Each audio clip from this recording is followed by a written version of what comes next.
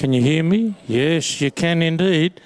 Can I ask people to start and take their seats, please?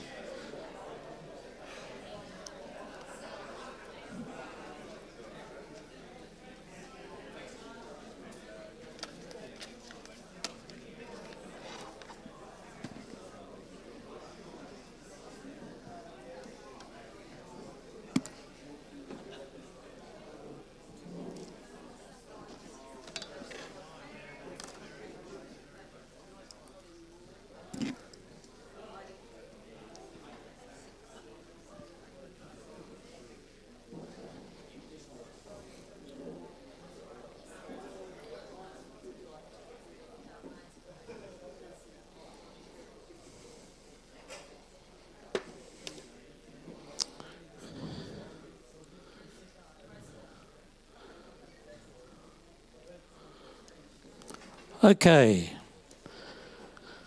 People are seated or getting that way.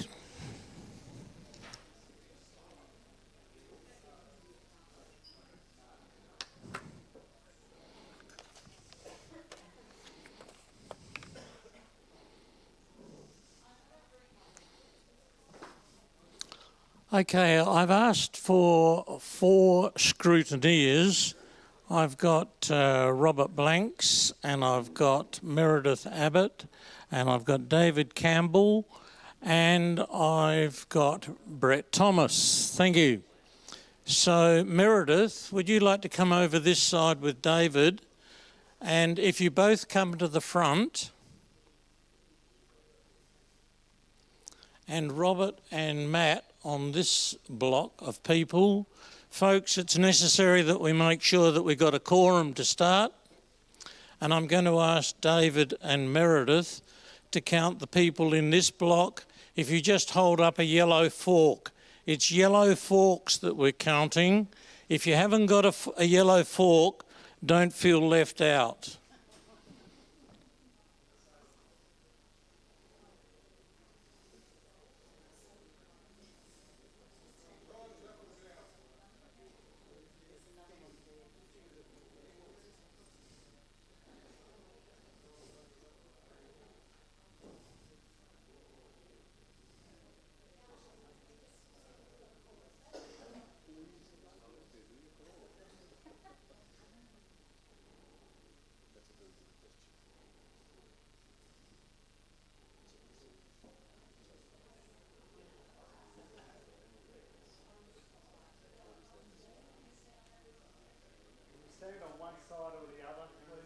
Yep.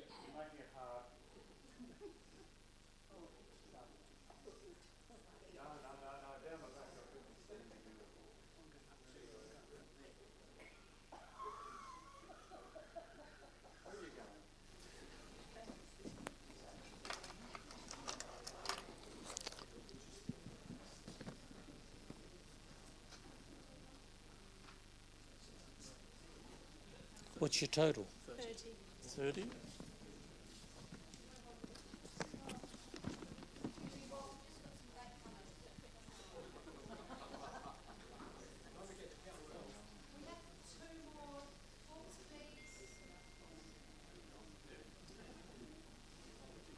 What's your total?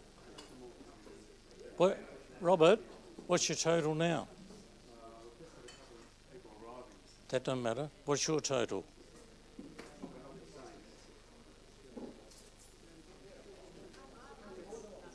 Thank you.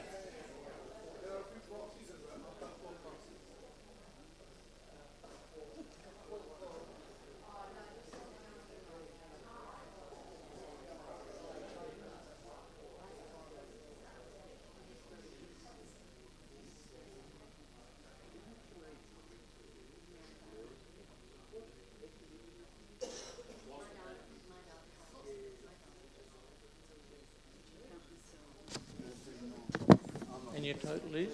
39. Thank you.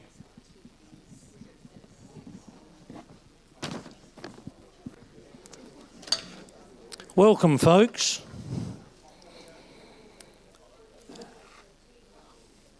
Let's declare the meeting open at 7:36. And I welcome you and my phone's talking to me. And there are a lot of visitors here tonight, people who didn't have a yellow stick to hold up. We've got over 20 visitors here tonight, and I say welcome to you. We've even got people from America who are friends of Trish, and we're going to get them up front at the end of the night to draw the raffle so that you can have the opportunity of meeting them. Welcome to any new people. I know there are people here for the first time as members.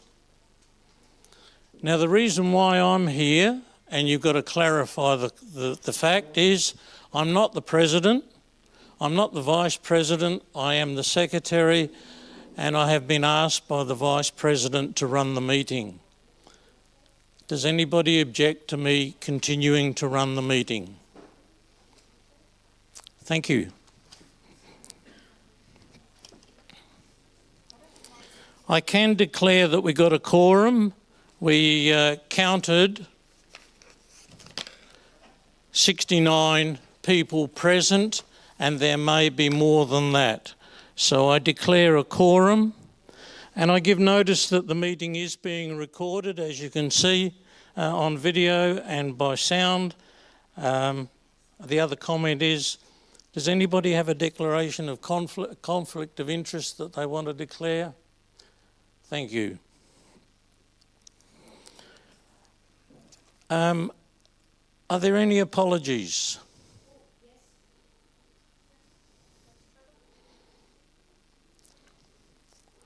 I have an apology from Adrian Eggle. I have an apology from Paul Robinson. James Forbes.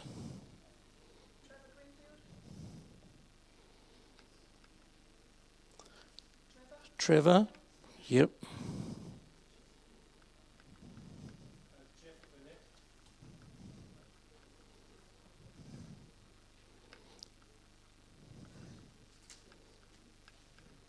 Burnett. Was that last one? Yep, thank you. Thank you. Okay.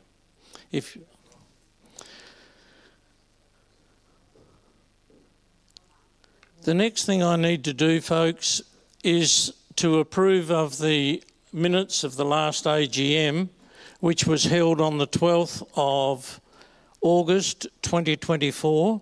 They have been distributed, so I just ask people, by show of hands, those in favour of accepting the minutes of the 2024 AGM. Please raise your hands. Any against?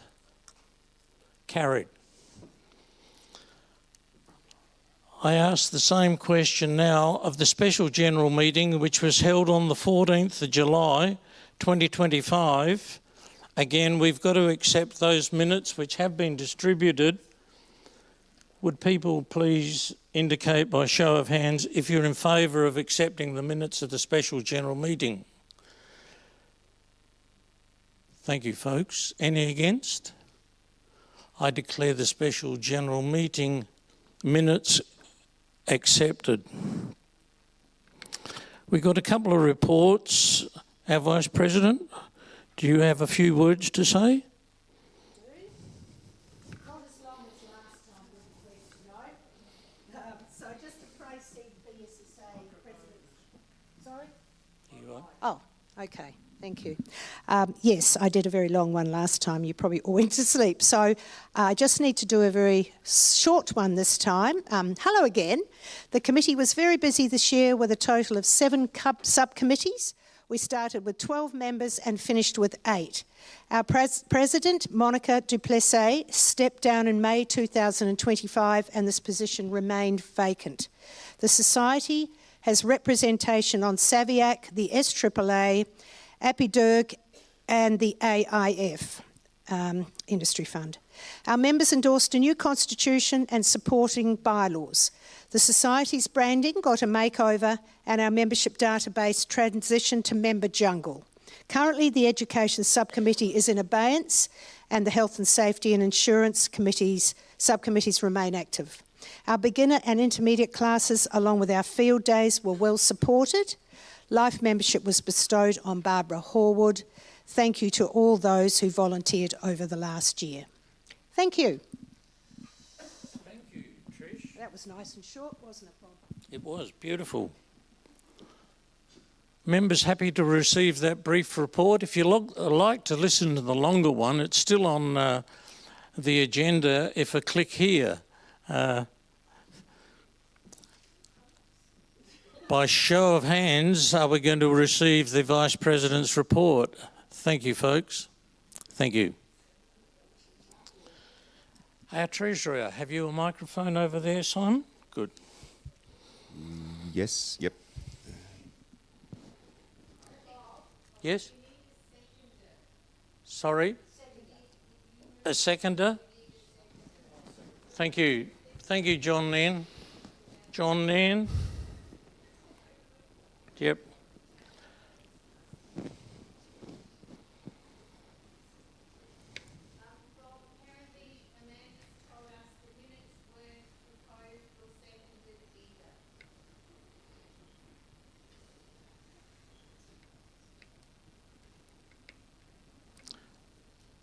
Okay, can we have a seconder for the AGM minutes? I propose them. Thank you, Amanda. And the special general meeting minutes? Thank you, Simon.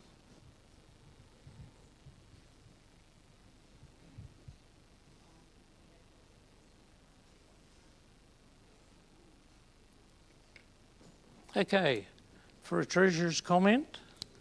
Thank you, Simon. Okay.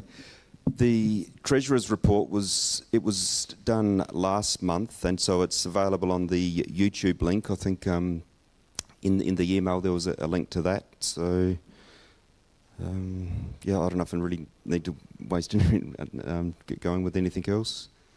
Would you? Yep.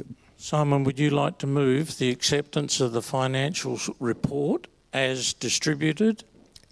Maybe the main highlight is just that the annual financial review has been done. That was done before the last meeting, and it's available. It was sent out. So yeah, move the. Yep. Thank you, Simon. Move that the financial report be accepted as distributed. Thank you, Simon. All those in favour? Thank you. Carried. Any against? No.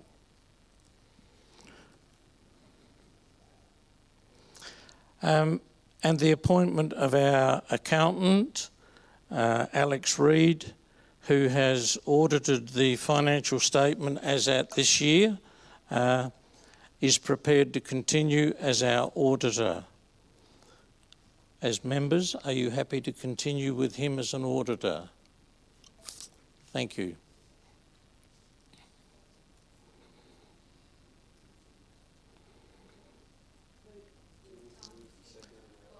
Pardon? The auditor is an appointment. Sorry, yes. The appointment of the accountant, Alex Reid, is an appointment. Yeah, all good. There were two motions that were moved at the last AGM, which we didn't have a quorum at. And so those two agendas were not valid and ultimately have been withdrawn. Let me just refresh your memory of those two motions. The first one was in regards to subscriptions. Not only has it been withdrawn because we didn't have a quorum at that meeting, but those people who were here at that last meeting in August will remember that I made reference to the fact that at the 2024 AGM, a motion was moved then to increase the subscriptions from $65 to $75 for the adult membership. And what we were talking about at the AGM a month ago was the family membership. Because in actual fact there was a vote taken and the vote was so close, I've taken into consideration the fact that the motion has been withdrawn because it didn't have a quorum. And I am, as a management committee, we are prepared to suggest that the next increase in subscriptions will be based on the motion of the 2024 AGM. And the motion of the 2024 AGM was that we would increase our membership ongoing by CPI. So the next increase in membership will take place on the 30th of June 2026, and it will be based on a CPI increase from the 1st of July 2025 to the 30th of June 2026. Is that clear? Anybody have any questions on that one? Bob, will that be rounded for simplicity? I would imagine Yep. the treasurer needs Yep. really simple. Yep. Yep. Rounded down, Yeah. Rounding down or rounding up. Okay. And the second motion, sorry, John.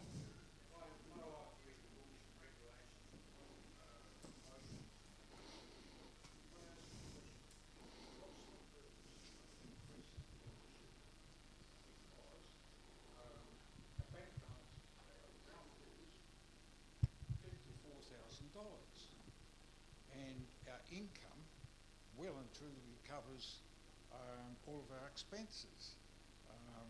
Income is from honey sales, the subscriptions down at the hives and other things, you know, sugar sales and that. It's all not loud enough. Okay. Yeah. In answering your question, John, the same comment was asked at the last meeting.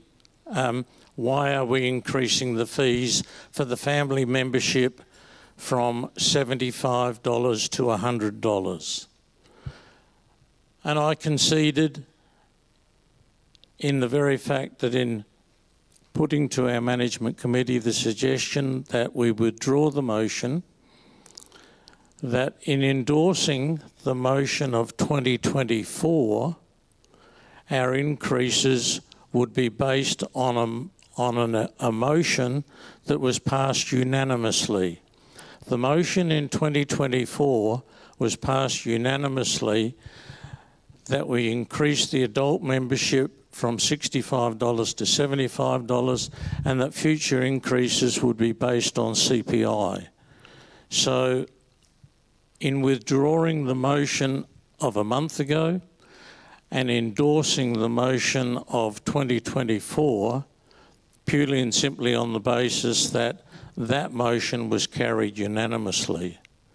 And ultimately, I think everybody does agree. If you read financial statements, we don't pay all our bills because of our subscriptions.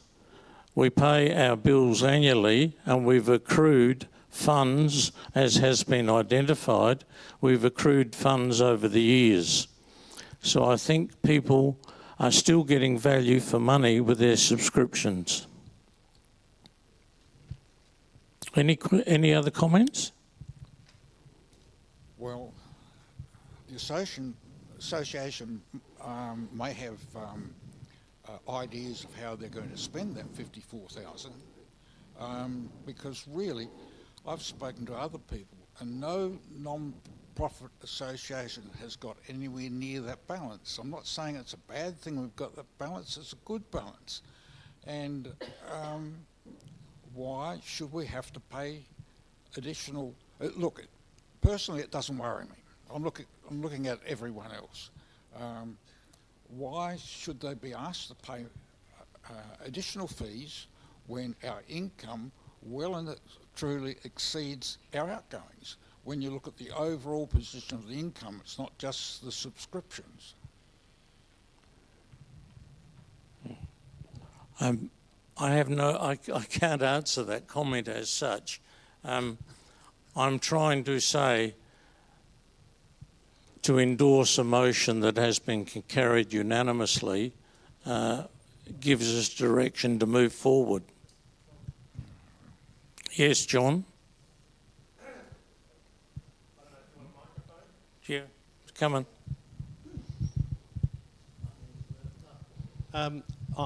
Is that working? Yes. Yeah. I am a little bit confused because you have previously tried to pass a motion on family membership. So clearly you didn't think that the previous motion applied. So I would believe that you probably do need a new motion at some stage if you want to move on the family membership, because you have previously tried to pass a motion. So otherwise you're looking very confused as far as the way in which you're conducting yourself as a society when you dismiss a motion that was validly presented to the society, but you weren't valid obviously at the time that you tried to pass it. Yep. But now you're saying you're going to use a previous motion. Well, obviously that didn't apply at the time you tried to pass this motion. You are being inconsistent. That's my only concern. And I personally will also express my personal view that unless the society has a budget that says it needs the money, in a cost of living crisis where I can get by perfectly well, but I don't know about the rest of the membership, I don't know why we would be trying to build funds unless we've got a budget where we are going to say that we need to spend the funds. Yep. That's my personal view. Thank you, John. My final comment will be we are not increasing family membership. That's not the intention. If there is any increase, it will be based on CPI. Now, I hear the questions, I hear the comments, and I'm quite happy to take this issue back to our management committee for a resolve.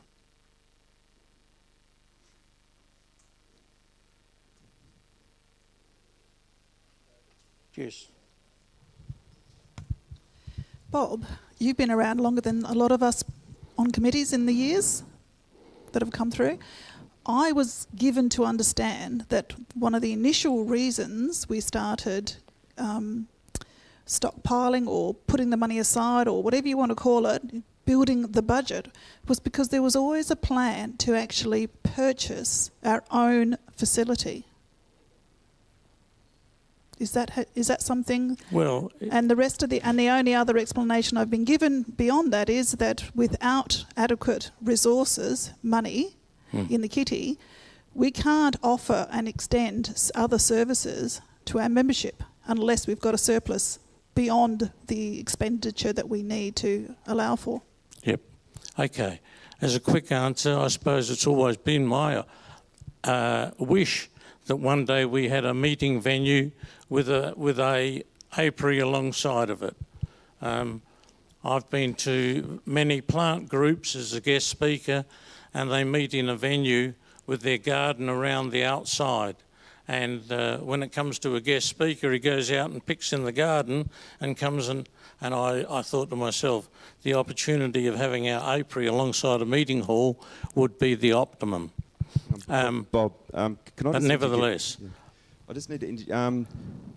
we're getting way behind on the time. Yes. And the idea was we were withdrawing this and it's going to be decided by the committee and then we're meant to move on to the next thing. Yep. That's what's meant to be happening. We're not discussing it now. I'm against the CPI increase, and so it's not like we're all for it. So I actually want to reduce the membership. So yeah, we're withdrawing it to move on. Okay. Next. Thank you, Simon. So we will move on. The last motion that was moved was the defibrillator, and that has, because it was didn't have a majority of vote with a quorum at the meeting, that issue of the AED has been deferred to the next committee.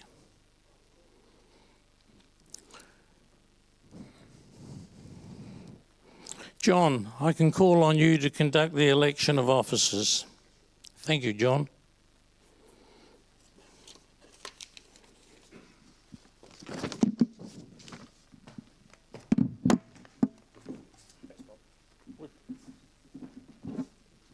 Good evening. I've been asked to be your returning officer tonight. So I take the privilege of acknowledging that this election is taking place on the traditional lands of the Kaurna people, and that I'd like to recognise their past, present and future leaders.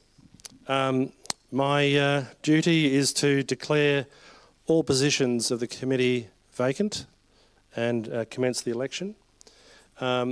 It's going to be pretty easy because under the rules, if there aren't anyone in the 14 days notice who nominated for a position against a committee position, we can't take any nominations from the floor, right? So we have positions for president, only one nomination, Bob Beer. So I'd like to declare Bob Beer the president. Congratulations.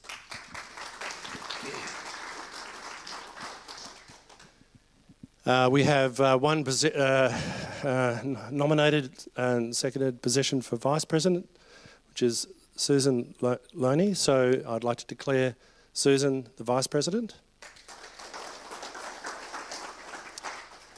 We have one nomination seconded for Secretary for Anna van den Broek. So I'd like to declare Anna your new Secretary. And Simon, well done. One position, so Simon continuing as your Treasurer. It gets a bit more interesting now because we would like more than one ordinary committee member. So Sandra Turner has been nominated. Do we have anyone on the floor that would care to nominate for an ordinary position? Normally we would have at least... yes, please. Thank you. Sorry, the name? Gaurav Peters. Thank you, Gaurav. So, someone to second him?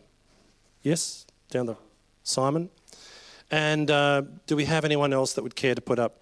We would like at least one more. I can spend a little bit of time up here too, so...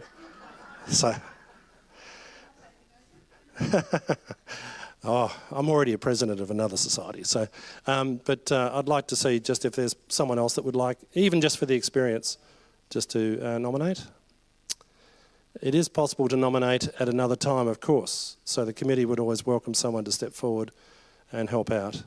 But one comment that I did receive is that without one more person, two more, there is a process by which the society has to write and pay a fee to the society's management board to assure them that the committee can manage with the number of people that have been nominated. So you can obviously there'll be a process to go through for the committee if we don't get two more people, but just give it a moment. Does someone care to put a hand up? No? Looks like it's stony cold. So, no, okay. So we'll take those two ordinary committee members. Congratulations, Sandra and Gaurav. Thank you. And at this stage, I think I can step down and hand it back to the President.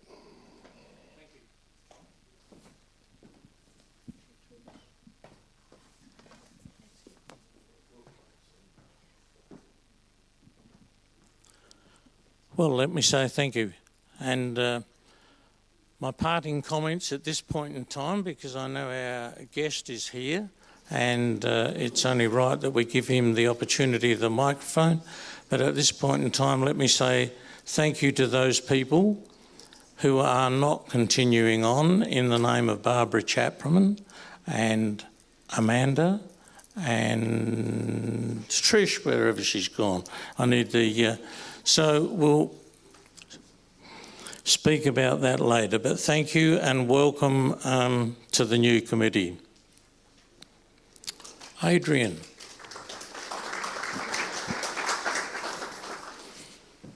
Everyone's just saying that neither she nor Pam are going to be permanent as librarians. Have we got... Are there any people that might be interested in taking on a librarian? All right, can we address that tonight, a little bit later? This is the best time to do it, isn't it? To call for people that might be interested in the role. All right, I've just been prompted that we need people to consider being librarians. Anybody like to nominate their or volunteer their service as a librarian?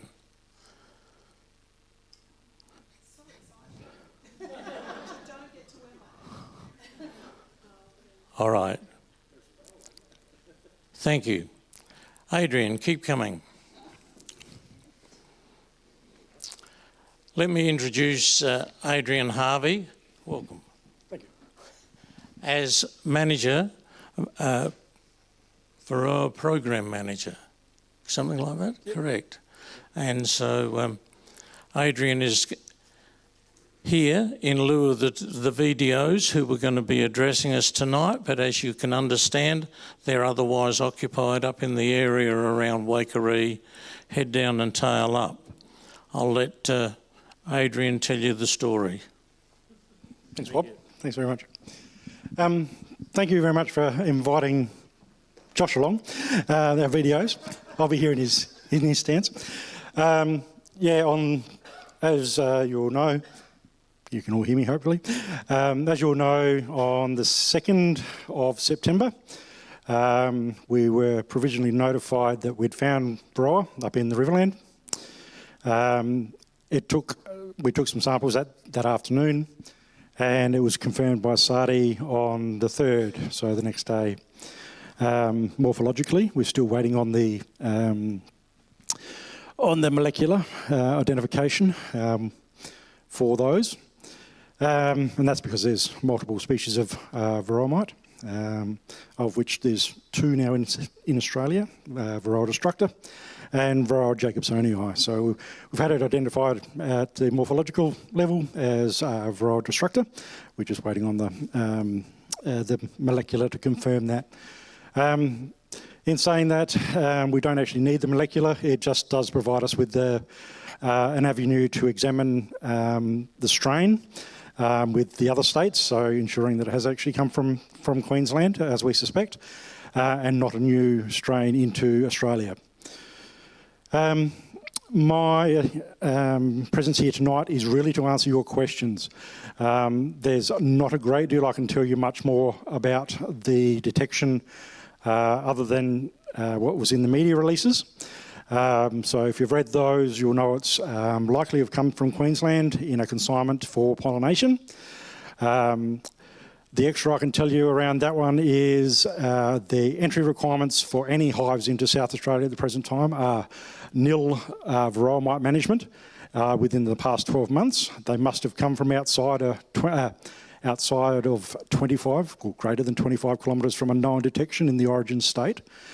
And this has actually got to be certified by the beekeeper themselves that's wishing to enter the state, and also an animal health officer from the originating state. An inspector from the originating state. So the beekeeper actually met all those conditions to bring their hives into South Australia. We're talking about something like 600 plus hives out of about 10,000 that have actually come into South Australia for this pollination season. Obviously, one Varroa mite is a detection. Doesn't matter how many hives actually come into the state. In terms of the treatments that have been going on, as Bob alluded to, yes, our VDOs are very, very busy up in the Riverland. They have been for the last 7 weeks. And it's only in the last 2 since September the 2nd that they've actually made it a detection. So we've had over 750 samples from all those interstate consignments, already gone through SARDI, and with all negative results. So they're utilising acaricides and sticky mats. It's the most sensitive detection method we've got. We are finding quite a number on mats. We've found 100 plus in one hive on a mat. So we are talking about very high numbers in the hive. And as they are going through the orchard and going through the hives, the inspectors and the VDOs can actually visually identify Varroa mite on bees within the brood chamber, in the brood box. So yeah, it's medium to high level of mites in the consignment. In terms of movement within South Australia, part of those permit conditions for all the interstate bees and hives, part of their permit conditions was actually to move out of the state once pollination ceases. That's actually happening at the moment, and all these hives that have actually come into the state are actually leaving. We're ordering them out of the state once they've had an acaricide treatment. So they limit the spread basically to that orchard, so we're not traipsing Varroa mite back through the Riverland. They are actually due to go out tomorrow night, if the weather holds. What else?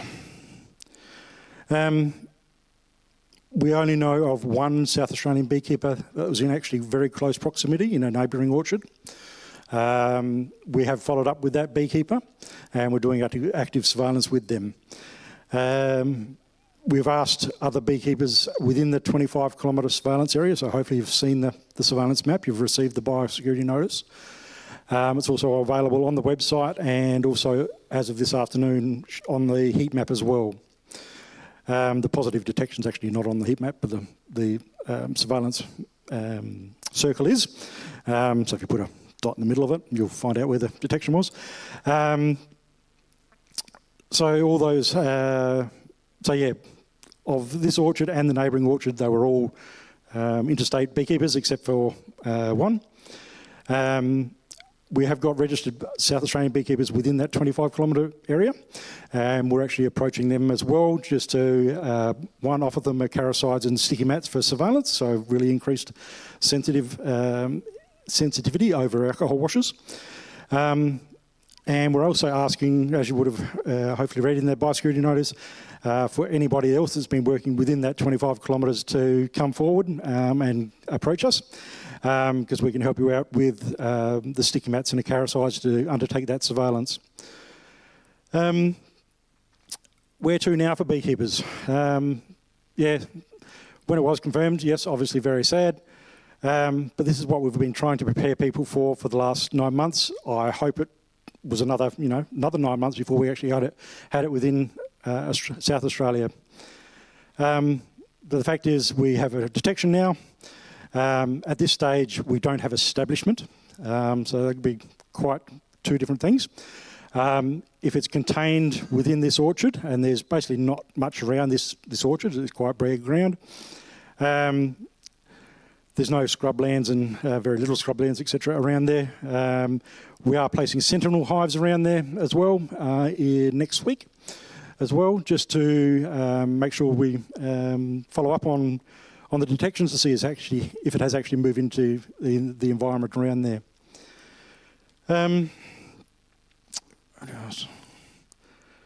So the other things that we're asking people to do now is don't go into isolation.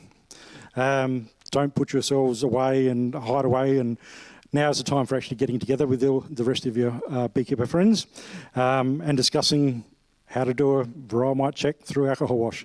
If you're not checking now, I urge you to check now. Okay. While it's still within the Riverland, we believe it's contained within the Riverland. We're still looking at 3 monthly Varroa washes we recommend within sort of the Adelaide Hills region. Obviously in the Riverland, we're going to be asking people to do 1 monthly alcohol washes up there, recommending that. Getting it early is the key. and don't reach for the acaricides as the first method of control. You need to look at it in entirety with all the other IPM methods, so your cultural controls and your physical controls, so all your queen caging and brood removal and those sorts of things. There are support services available if anybody needs them, even just as somebody to talk through. We have the videos to provide advice and information on Varroa management, and they'll be back on doing their roadshows and sessions, etc., with individuals and groups and so forth. So you will see Josh and Davide and Aaron at these sessions again, where they can provide much more in-depth advice about chemicals, acaricide use, but also the other IPM methods that are available as well. We've got the Riverland Field Days coming up in end of this week, so we're expecting a fair bit of interest up there. I'll be at the Field Days myself, and hopefully one of the videos will be able to drop in each day once they finish their surveillance. I guess I want to open up the floor now to questions and queries. That's the main reason I'm here for you, to try and answer any of the questions. Obviously, there's a few things I can't tell you, but yeah, I'll be as open and upfront as I can.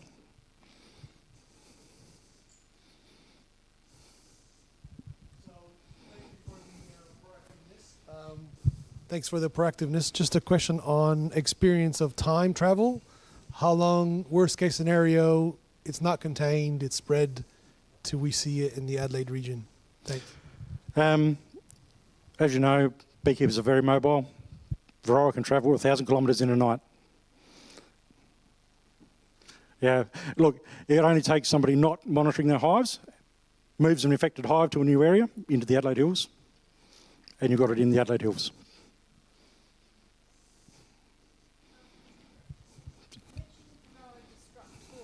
Yep.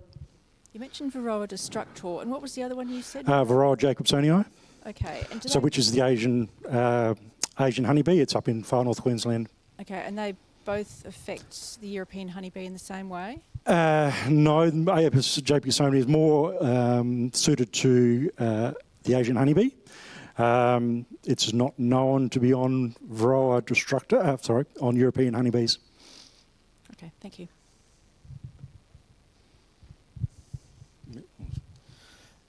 You mentioned... yeah, go for it. You mentioned that people shouldn't reach for acaricides straight away, but you're giving them out in the Riverland. What's the...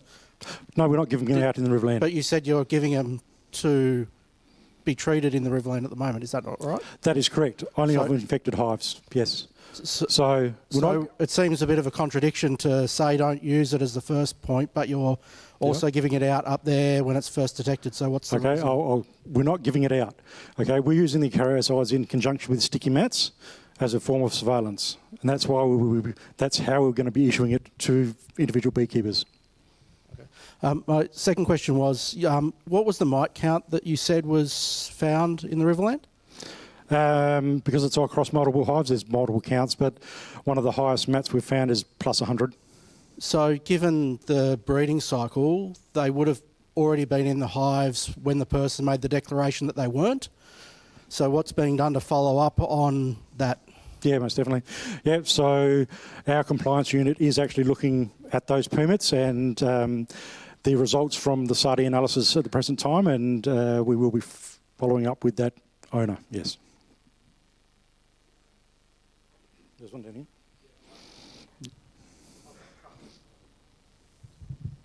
Got a couple of questions. First is, I think meeting before last we were given a sheet about the costs of various treatments, and then there was some discussion about there might be a workshop on strategies to apply. I'm just wondering if that was coming up at some point, because I think that would be very valuable. Yeah, that's what Josh was meant to be presenting tonight. Oh, I see. If you want to get ahead of Josh, jump on varroa.org.au. All the treatment options, including all the IPM, cultural and physical, a treatment plan is also available on the website, and steps on how to work through that. But it's that next stage of putting together a Varroa management plan which the videos can definitely help you through. Okay, and the second question was, these guys are on a limited contract, I think. It expires, I think, next year sometime. I'm just wondering if, given the circumstances, whether there's been any consideration yet to extending that contract. Most definitely there has, yeah. So the videos funding is tied to the National Varroa program. That funding ceases in start of February 2026. And we are definitely considering, what resources we actually do need going on for after that. Good, thanks. Sorry, Adrian. If we can get Josh, if he's finished with all his stuff, or Davide or Aaron, would you like me to organise to get him to the next meeting in October to go through the... Yes? You think that would be good? To follow on from what Adrian's talking about tonight? Okay, we'll do that. Hi, Adrian. Yep. I've been to several workshops, and the push is with chemicals. I'm not interested in using chemicals on my bees. I've been looking at heat treatment, and nothing's been mentioned at these workshops. Yeah, so the heat treatments box, I know exactly what you're talking about. It has only very recently been brought into the country. It's been in US for many, many years. But yeah, it is one of the options that are available. It's been working in Europe for a long, long time. It is one of the options that you can do. You can maintain a healthy hive with low Varroa counts, low mite counts. Okay. But it is getting in early, getting it detected early, and managing it so the mites are at low levels. So using all those other controls like screen bottom boards and brood breaks and caging your queen to stop the breeding and stop the brood. Yep.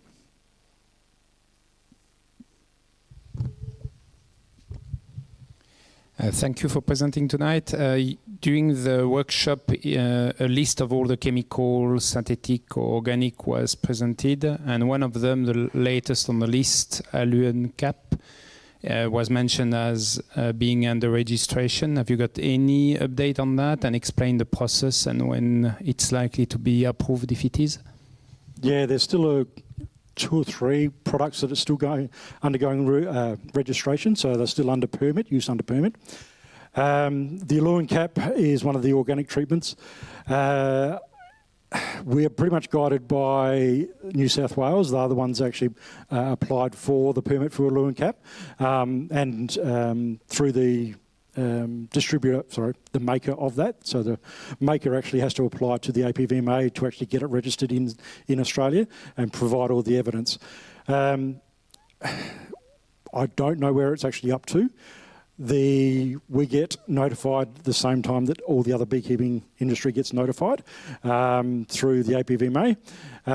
We might get a couple of days' notice, but if you go to the varroa.org.au site, there is an updated, they maintain an updated quick reference guide to all the acaricides, so not just the synthetic but also the organics, and their registration status. There are a couple that have come off permit now and actually fully registered within Australia. Up until September the 2nd, people could purchase products in South Australia, but they couldn't actually use them. It was actually illegal to use them. We've got those permit conditions for use turned on in terms of the permits. It doesn't matter about the registered products. They're already registered across all states. So, yeah, we're just awaiting confirmation that they are now available in South Australia for use. So Aluen Cap is one of those that's still on permit.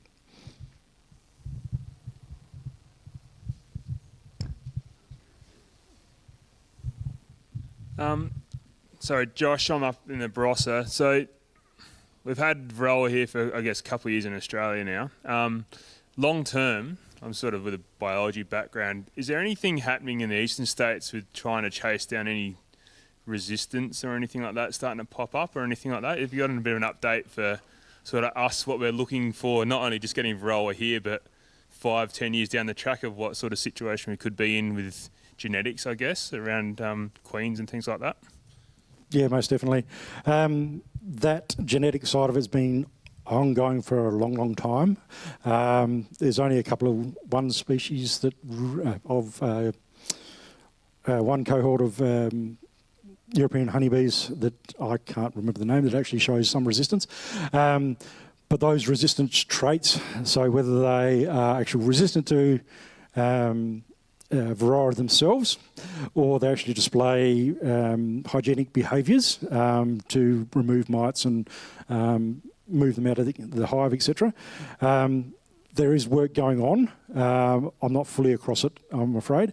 And there's also work on what sort of viruses, etc., are around. I also know there's work going on things like pseudoscorpions and those sorts of things over in the States and in Europe and stuff like that. In terms of the viruses side of things in Australia, so 3 months ago, they basically collected samples from all across Australia, bee samples, and sent them in to ANU to see what sort of suite of viruses we actually had in Australia. Sorry, it's a little bit off of your topic. And the two we were really looking for were the deformed wing and also slow bee paralysis virus, and we have found that they are both not in Australia. Deformed wing was found once in the Dampier Peninsula in WA, in the red, is it the red flower? No. Dwarf, that's it, dwarf red honeybee, where it was actually found, over in Dampier. But in terms of the genetics, yes, that is ongoing. But like I said, it's been a long time in other countries, and Australia's only just beginning that, but we've got a lot of research to build upon. Yep.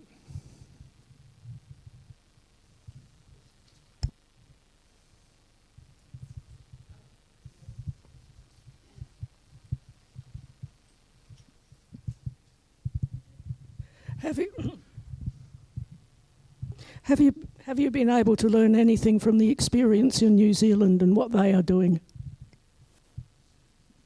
What they're doing in New Zealand, so a lot of our experience has come from New Zealand and North America, where some of our temperature climes are quite similar.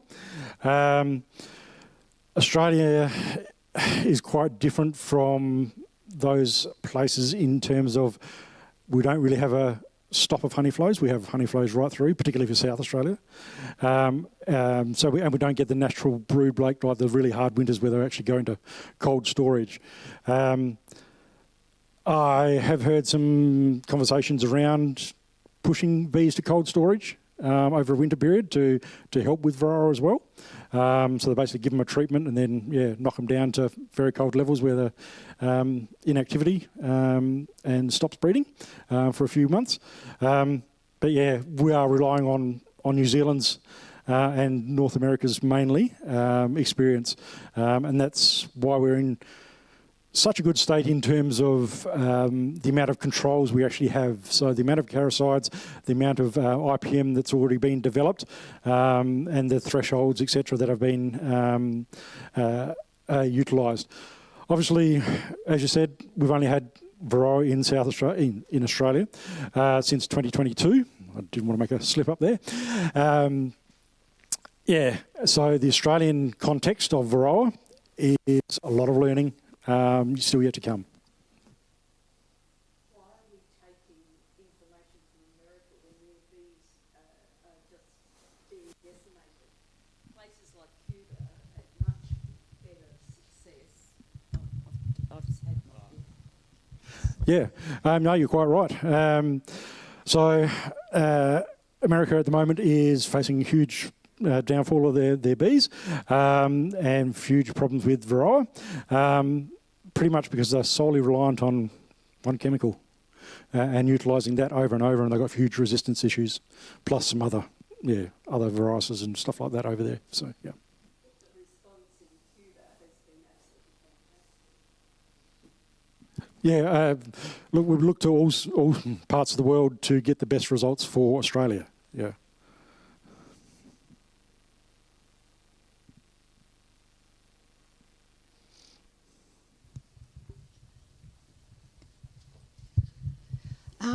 Adrian, so just going back a bit, so these hives are infected in the Riverland, and you're saying that all the hives now are going back to their own homes.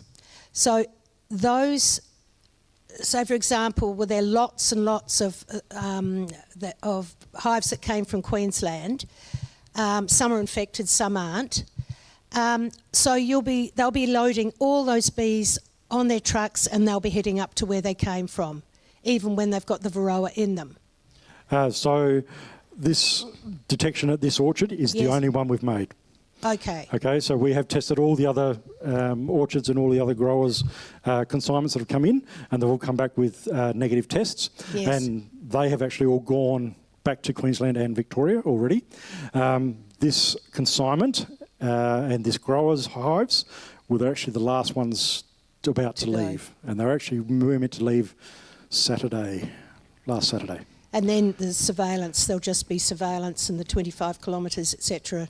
around. Is that Yeah, so we've done surveillance on the actual orchard itself. Yes. We've applied acaricides to all the hives and sticky mutts for surveillance. So we know how many are coming out of each hive. We've got over 800 hives on that site that are potentially infected. Obviously, it started off with one. Our videos have told me this morning that there's over 20 drops out of 49. So basically half the orchard has got an infection of some amount. So was it a fairly involved business allowing the hives to come into South Australia? I mean, they've got paperwork to do and that sort of thing, but I mean... Yeah, most definitely.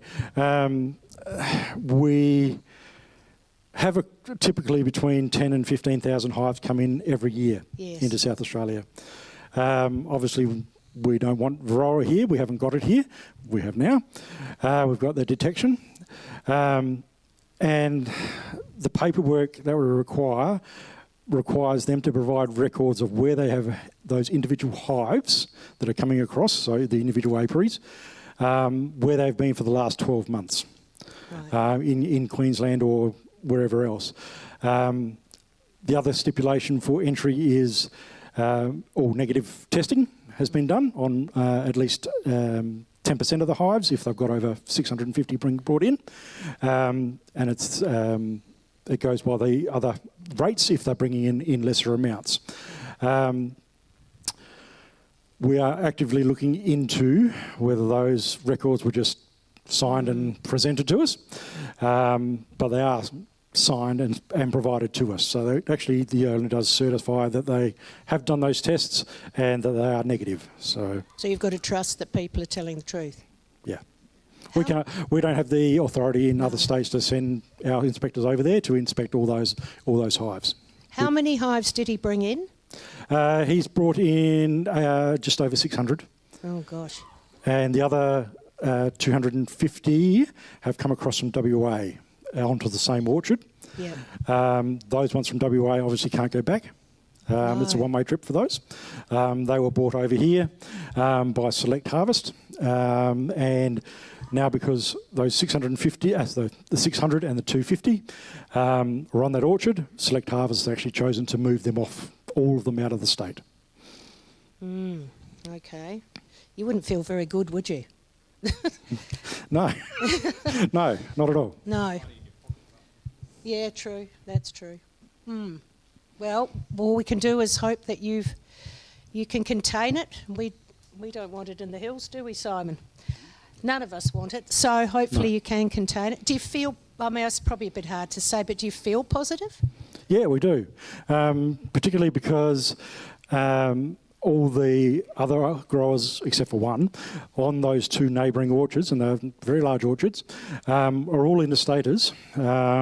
We've tested all the other interstaters, including on the neighbouring orchards, and they were negative. So we're hoping it's confined just to this one. There is some urgency to getting them off the site because pollination has come to an end, and they're starting to swarm and those sorts of things. So we're putting things like swarm boxes and stuff out as well, catch boxes and so forth. Because there's no feed for them, so they're looking for food. We're trying to get it out of the state as quickly as possible. Well, thank you for what you're doing, all of you. It's we're all hopefully, very appreciative. Well, it's definitely not good news that I bring you. Whenever I stand up in front of most groups, it's usually not good news. No. Whether it's fruit fly or bushfire or Varroa. Yes. Well, hopefully we've all done our education and we've all been to the workshops and. Yep. Yeah. Videos will be available for advice. At the present time, we're just logging the calls because the videos are quite busy at the present time. They will get back to you in due course. We're hoping sort of by the end of next week we'll start clearing those. In the meantime, if you haven't started monitoring, please start. If you don't know how to monitor, jump on the varroa.org.au website. There's all videos on how to do the different methods.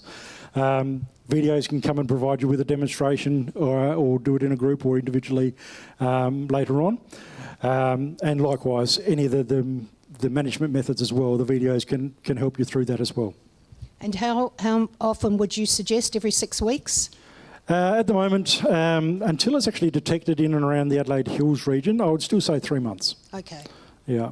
If you're observing things dying, get onto us. And that's when, because it's that early detection that we really need. So we are reliant on yourselves and all the other beekeepers across the state. Our staff is only very small to provide those reports. Don't be afraid in coming forward. We'll keep your identification private. If you would like to volunteer your negative results even, to place them on the heat map as well. And that shows us where Varroa isn't as well. Okay, and that's also very important to know where it's not. And also helps when showing how it's going to move across the state as well. Yep. Adrian? Oh.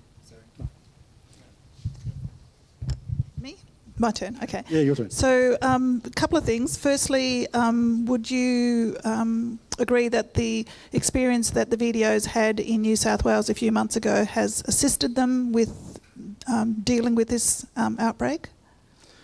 Most definitely. So the videos were, one of them particularly, was over in New South Wales to actually have a look at mites at Tokel in New South Wales. The other thing that I really get great benefit from is the video network. So we have got a whole network of videos right across Australia. Places like New South Wales, they have come to the end, and the New South Wales has put additional people on. Queensland, they've got an extension until December for their videos, and the Victorian ones, I think they've actually rolled back their videos as well, but still providing a service through the DPI. The other part of my question was, you mentioned the field days. Can you explain a little bit more about who can attend and what we could expect is possible there, and would we be anywhere near the Varroa to, the hives that have Varroa to see it firsthand or not? No. For the second question. No, it's not possible for you to see a Varroa up close unless you actually have it in your own hive. There are plenty of videos online, etc., to make yourselves familiar. It's not worth your risk in terms of making sure everything's decontaminated. There's plenty of videos we've got at the field days. These are just the regional field days that are around. So things like the Southeast Field Day, we're going over to York Peninsula at the end of this month, and the Riverland this weekend. At those field days, we've got all the information around Varroa management. I understand there's also a small hills one as well that I attended last year. And that's usually in about October. But there's samples of Varroa there. We've got samples of sticky mats from New Zealand, which are really good to look at, because it's just a massive, massive Varroa. We've got all the acaricides, etc. there, both the synthetic and the organic ones, to show you what they look like and all that information as well. If you're not getting the information through biosecurity notices, so if it's not coming to you directly through registrations, please check your details with the PIC registrations team in PIRSA. There's a link on the PIRSA website on the Varroa pages. We also send all that information out via social media avenues as well to each of the apiary associations within the state, and also some selected industries like almonds and apple and pears and lucerne as well.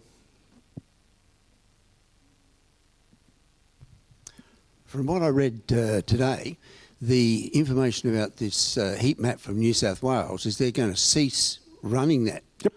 So because or I guess their validation was the fact that a lot of people aren't responding and sending their results in, so the data is completely invalid almost. That's exactly right. So, I mean, how are we supposed to track things if we can't see what the hell is going on? That's exactly right. That's why we pretty much exclude most things coming from New South Wales at the present time.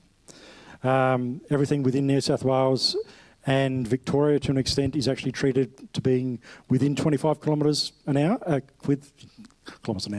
within 25 kilometres of a detection site, meaning it's actually really high risk for actually bringing anything into the state.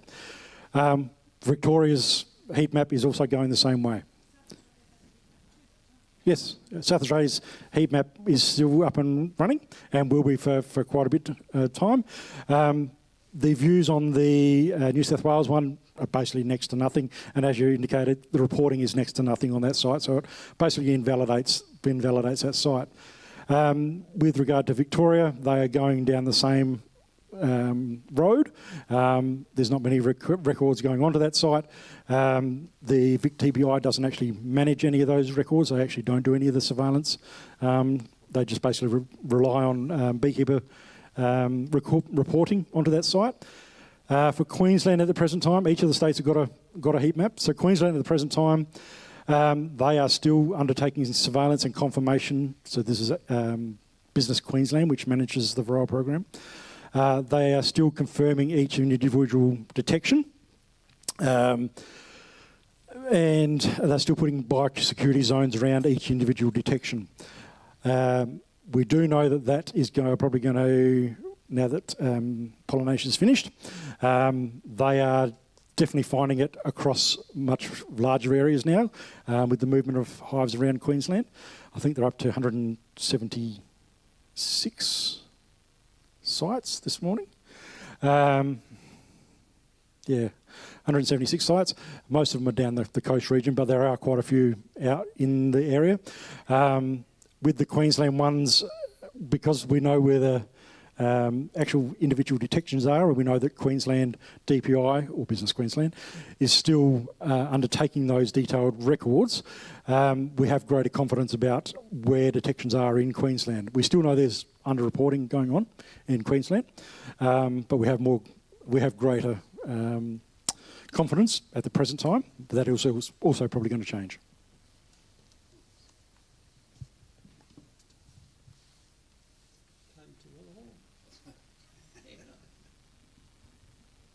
Any further questions?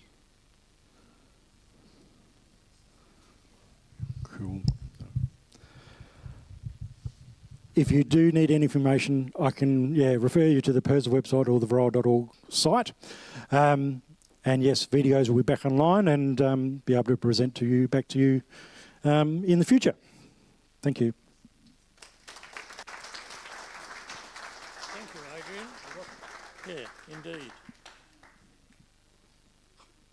Thank you, Adrian. Thank you very much. You've got some Varroa-free honey in there. So you enjoy it. No chemicals. I'm hoping all Varroa honey's Varroa. You enjoy it. Some of it's the creamed honey. It's from our hives here in Tonsy, and the creamed one is. I don't have to do No, you don't have. Thank you. That was wonderful. Thank you, Adrian. All right, thank you. Perhaps in the meantime you might grab a coffee or a tea. Thank you. Well, thank you for your participation. It was quite lively.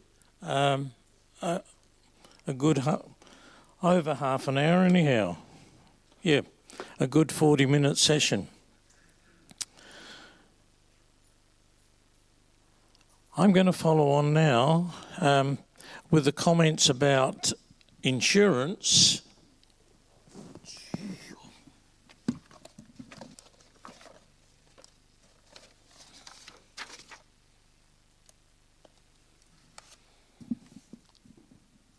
Thank you, Simon, for putting that up. The insurance situation has been a laboured situation. Trying to get insurance companies to talk to you is like extracting teeth from a chook. They are not willing necessarily to give you information, least of all until the time comes that you're within 30 days of your insurance expiring. And one of the criteria for the insurers are that a quote is only valid for 30 days. We've got to the situation now that we are willing to support, as a society, we are willing to support LCIS. LCIS have been our insurers, and LCIS are willing to continue to be our insurers, and LCIS have given us an extension of time to pay. So, based on the figure that LCIS has given us as a quote, which is something like $7,941 and a few cents. We have extrapolated out a fee structure here, starting off with a fee of $50, and then the variable is based on the category in which you are registering the number of hives. And so the add-on increases relative to the number of hives. We've come up with that structure there, and if you extrapolate that out, it will come to something like $8,051, I think. And we are saying that we're within the ballpark figure to our Stripe transactions. We'll have ongoing charges. But the other thing to be aware of is those prices that are listed there are a proposed insurance fee. When we finalise with the insurer LCIS the exact number of participants, at the moment we're sitting on a figure of 113, I think it is. Members have indicated their interest. Yeah, 113. And Simon has said to me there has been a couple of late entries, and so that will cause a variable in the premium and a very slight variable in that fee. So I offer that to you as a guide of what we're trying to achieve going forward for the year of 25-26. Any questions? Yes.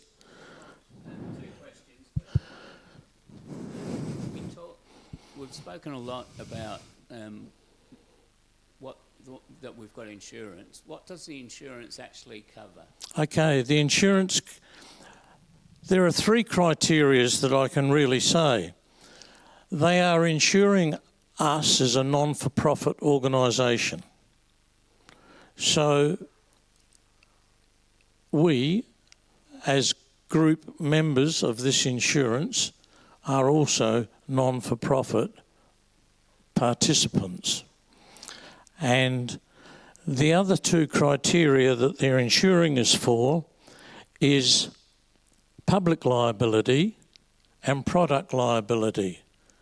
And public liability refers to the very fact that if you're on somebody else's property and in leaving that property, for example, your trailer hoiks out the fence post, you are liable as public liability for that fence post.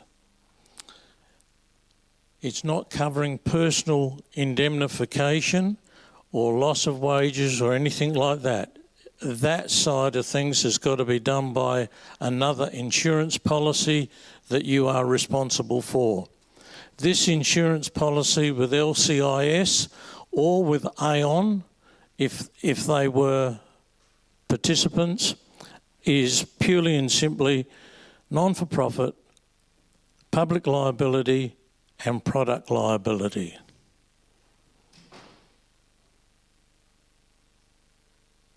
Okay, second question. In the history of the BSSA, how many claims have ever been made to an insurance company? To the best of my knowledge, none. It's one of those things that I suppose you are willing to participate, and insurance is a necessary evil in some circumstances, and you cover yourself for the unexpected. Yes.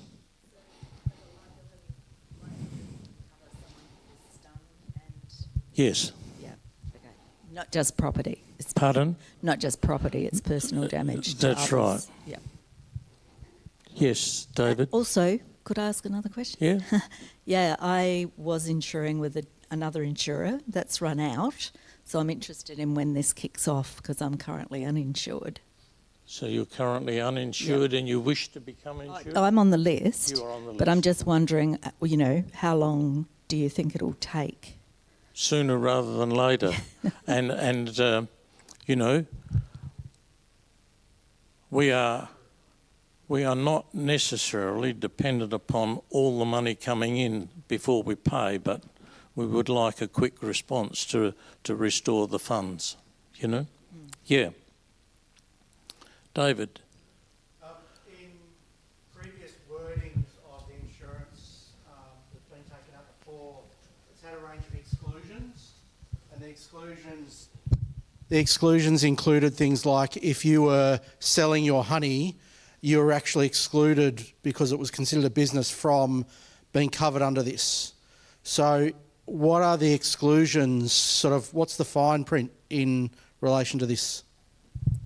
One of the difficult things to determine what is a non-for-profit situation and what is a profit situation. Bob, so on the current certificate for the insurance for last year, right at the bottom, so when they issue the insurance certificate, it comes out like this, and it names all the people on it, and then down the bottom it has all their exclusions down there. So, and that's and I'm pretty sure that continuing on with LCIS, it would continue to be the same as that. But yeah, a lot of those exclusions are just general rubbish that aren't anything to do with beekeeping. So I don't know if that helps clarify anything. That's the list of exclusions that on the policy there. Trying to compare apples for apples with what is a profit situation and what is a non-for-profit situation is very difficult. Some insurers say 200 hives is considered a non-for-profit, and I dare say if we look around here, some of us as beekeepers know that we can make a profit out of 200 hives. But trying to determine that very fact, David, is difficult. And it would become questionable when you made a claim and the insurer deemed that you were making a profit. Was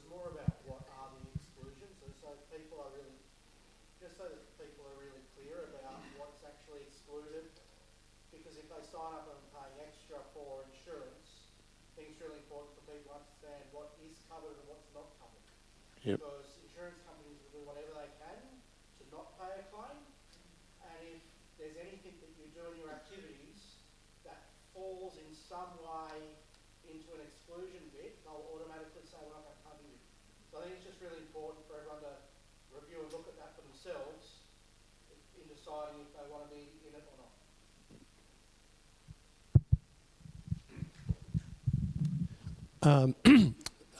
It's a very interesting discussion, thank you. It's the first time I've seen the policy. So is the policy on the website so that we can review it? Yes. So the new policy also go up on the website and we can review it as well. So then we'll be informed. Yes. Yes, John. Insurance is for people up to either 49 or 50 hives. License saying, in other words, that you above that you're a commercial proposition and not insuring it. They're not. That's just the figures we've got. Yeah. Yep. Okay. No other questions? Yes.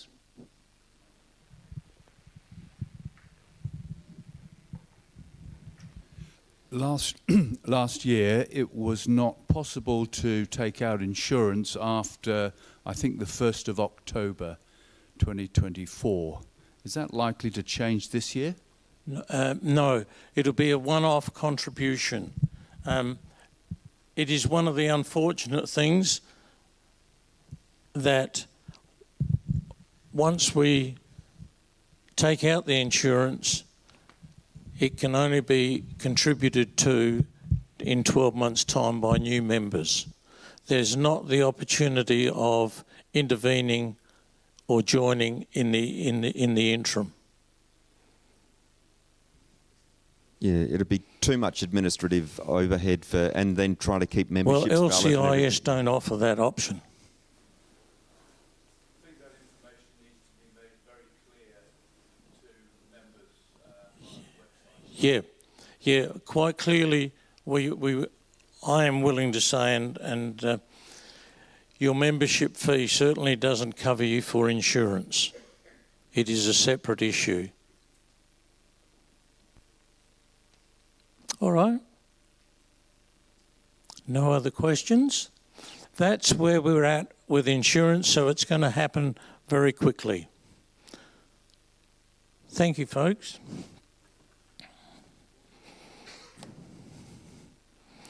Trish is bringing up a heap of raffle prizes. Bob, there was just that bit. Sorry, thank you, Simon. Okay, 2 notices or publications for members.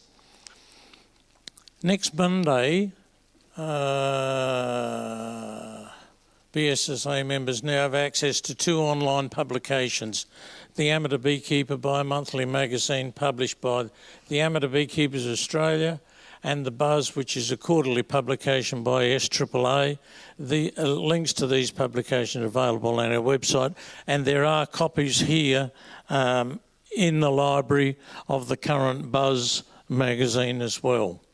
I'll just say, they're not available yet. I'm going to make them available, yeah. Right. So we've sought permission from they send them to us and we can give them to members. We can't make it open, but we can put it in the members area. And have you got the other slide for the AIF? Yes. And this is the last notice. Apiary Industry Fund will be having a public meeting next Monday, to which people who are registered with more than 5 hives, in actual fact are contributing in some way to the AIF. And the AIF have an annual meeting which will be taking place on Monday the 15th of September at 10 a.m. via Zoom, and we are going to make that Zoom link available also. Yep, I'll probably send out an email that has the details on there, so you can just click on it for that information. Yeah. You are invited to be part of that meeting if you wish. And then there was just this last one, Bob. So we're putting all this together. This is happening by ABA, and ARBIC are in support of an exemption. Well, they're trying to lobby politicians. At the moment, you cannot use unauthorised chemicals in your hive. And so there's a parliamentary petition going to take place to change legislation to include the option of own use exemption for beekeepers. Now, whether that's going to happen quickly or over a period of time, but it is starting to make ground or get legs and happen. And all I can say is, if you want to be part of it, we will keep you up to speed with publication or information as it becomes available. Yep. I'll put links in an update that has the information and the information that ARBIC has already on the current status of that. Okay. Let's draw the raffle. Now it's Trish in the raffle. Now, Trish, where are your two friends, Joe and right here in the front? Come forward. Bob, thank you. Just before we do the raffle, Sophie Thompson has given us, those of us who went up to her place to plant trees 6-8 weeks ago, she has sent down some little presents for us. So please feel free, if you went up to Sophie's, come and grab a plant or two over here. And that was a thanks. Don't worry, Barbara. That was a thanks for people that went up to her house and did some planting. And she will be having more days, I'm sure, but I think they are a native geranium. No. Yes, native geranium. So, yes, come and pick those when you would like before you leave.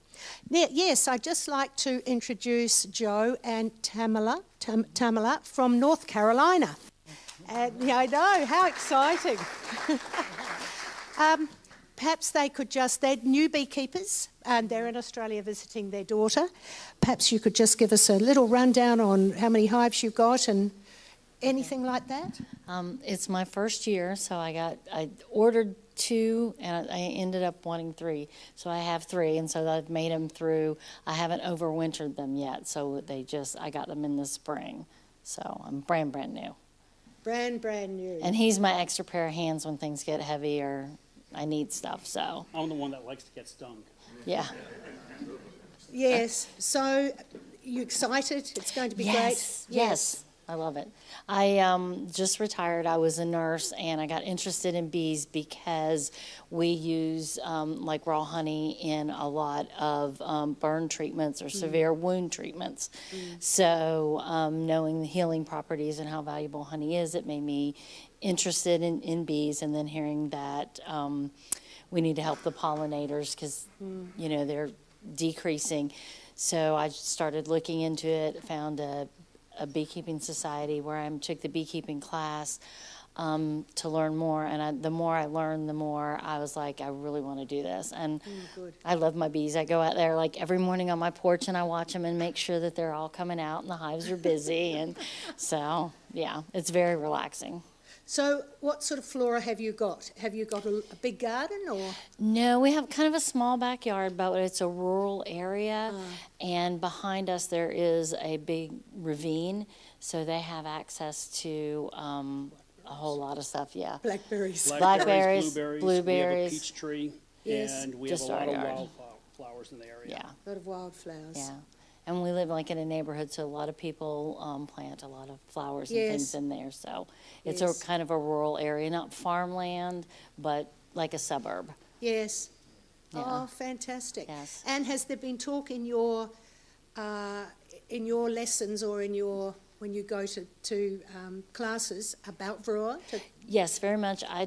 They do a class every year for new beekeepers, and you have to attend the class, and they go over the life cycle of bees and equipment, and then also diseases and things like that. And Varroa is very prevalent. I had more trouble this year though with small hive beetles. They just, I had a small resource hive, and they looked like they were doing okay and they were strong. And then I went out there a few weeks later, and they had been slimed, and it was just, it was horrible. It was horrible. But yeah, they go over everything, and there's 3 or 4 levels to beekeeping, and I'm like, the initial level, you have to take a written exam, which covers everything from diseases to equipment to life cycle, just all kinds of stuff. So there's a written exam that you have to pass, and then after the written exam, you do a practical exam. And with each level that you can get, the highest level is master beekeeper. I think there's 3, journeyman, then master.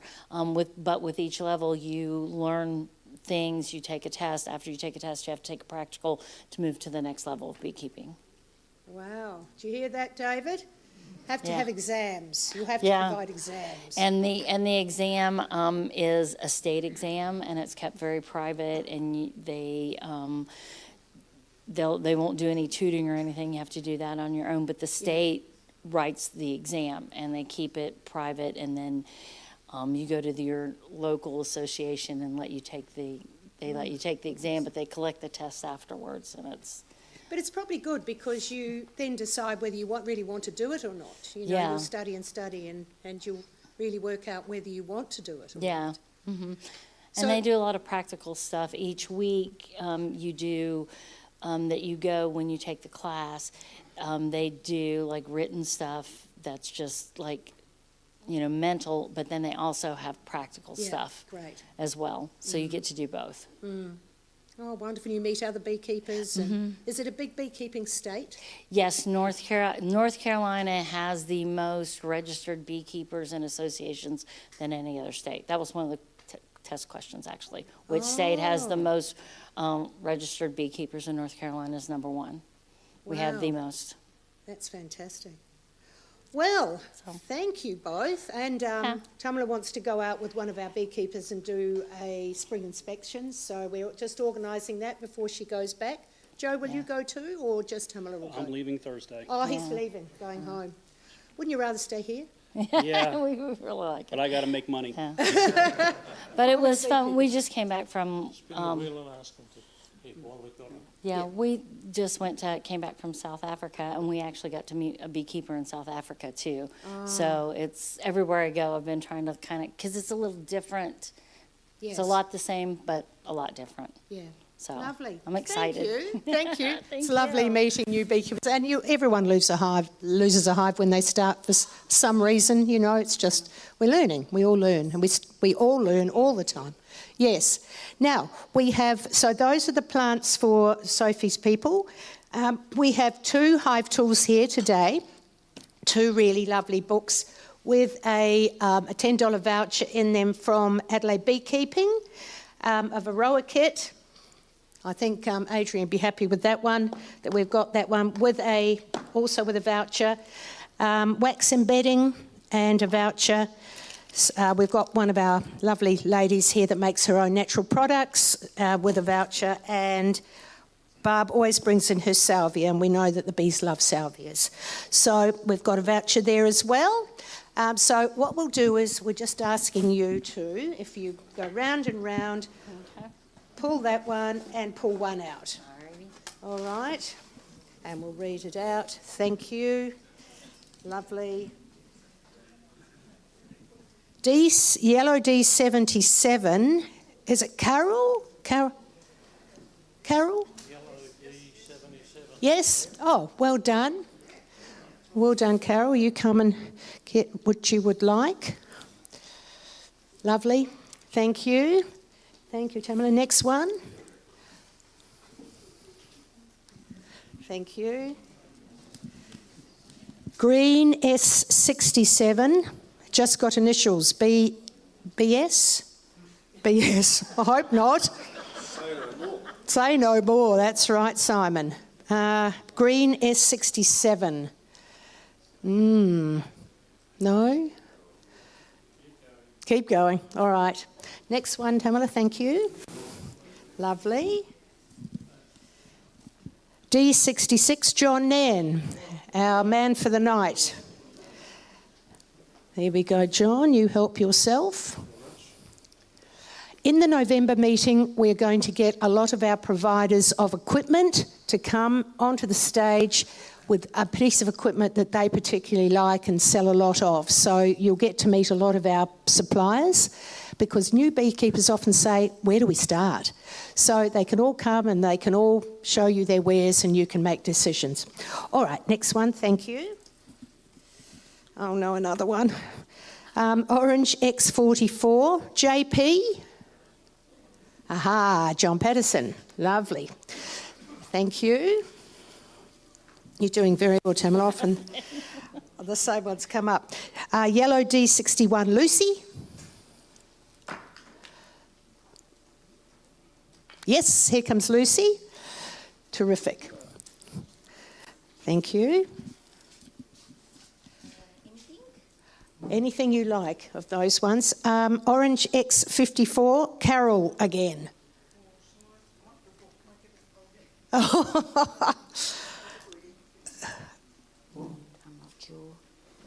I had those.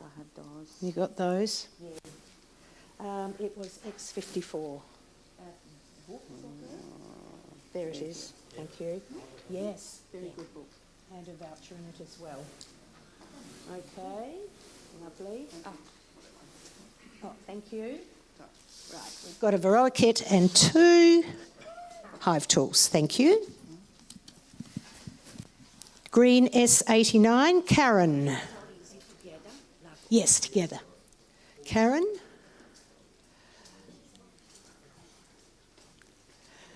Hello, Karen. It's been a while. It has been. Thank you.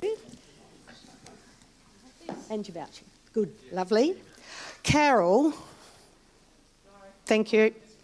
How many did you buy? The whole box. Thank you. Yellow D72, Ben. Oh, that's an exciting... Well, you've got no excuse to check your hives, have you? No, that's right. You're welcome. And last one, Yellow D81, Rob Last. Oh, another excited one. Fantastic. Thank you, everyone. You've got us through a difficult time with insurance and new committees, and we thank you for your involvement tonight. We do... Oh, you'll just talk about the chairs, Bob? Stacking the chairs? Yep. Oh, and the forks. When you retire from the room eventually, please leave your fork on the table as you go out. A couple of more presentations. Here's a surprise to Trish. We are going to ask Trish if she just turns around and takes this as a gesture of thank you. Oh, Trish.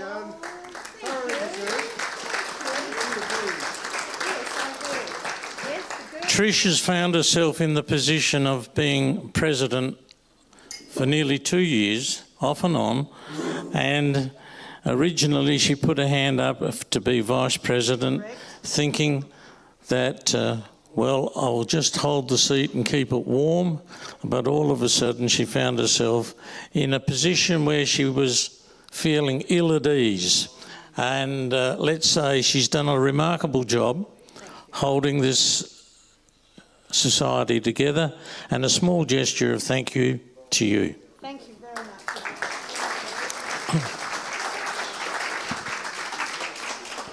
My last words tonight will be along the lines of a field day at Clovelly Park. Sunday the 14th of September is the first one for the year, and I have thanked the outgoing committee, and so I declare the meeting closed, and we are a bit later than normal. We're up to 9:10 p.m. As you get up and leave your chair, please stack them and push them to one side.